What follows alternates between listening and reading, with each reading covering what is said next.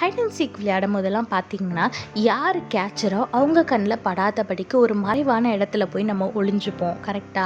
இதே மாதிரி தாங்க நம்மளோட வாழ்க்கையிலையும் சத்ரு நம்மளை அட்டாக் பண்ணணும், நம்மளுக்கு ஏதாவது தீமையை விளைவிக்கணும், நம்மளை ஏதாவது கஷ்டப்படுத்தணும்னு நம்மளை தேடி வரும்போது அவரோட கண்ணுக்கு நம்மளை தெரியாதபடி ஏசப்பா அவரோட கரத்தினால நம்மளை மறைத்து கொள்கிறாரு. வேதத்தில் பாருங்க, ஏசாயா 51:16 போட்டிருக்கு, என் கரத்தின் நிழலினால் உன்னை மறைக்கிறேன்னு வேதத்தில் போட்டிருக்கு.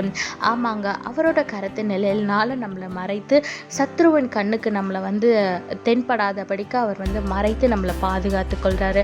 அதனால் எந்த ஒரு காரியத்தை குறிச்சோ நீங்கள் கலங்கவோ கவலைப்படவோ வேண்டாம். எந்த ஒரு வியாதியோ சத்ரு கொண்டு வர போராட்டமோ எந்த ஒரு தீமையோ உங்களை அணுகாதபடி இந்த நாளில் தேவன் உங்களை பாதுகாக்கிறாரு. அதனால் கர்த்தருக்குள்ள சந்தோஷமாக விசுவாசத்தில் நிலைத்திருந்து உங்களுக்கு ஒரு பாதுகாப்பு இருக்குன்ற ஒரு நம்பிக்கையோட இந்த நாளை சந்தோஷமாக நீங்கள் கடந்து செல்லுங்க.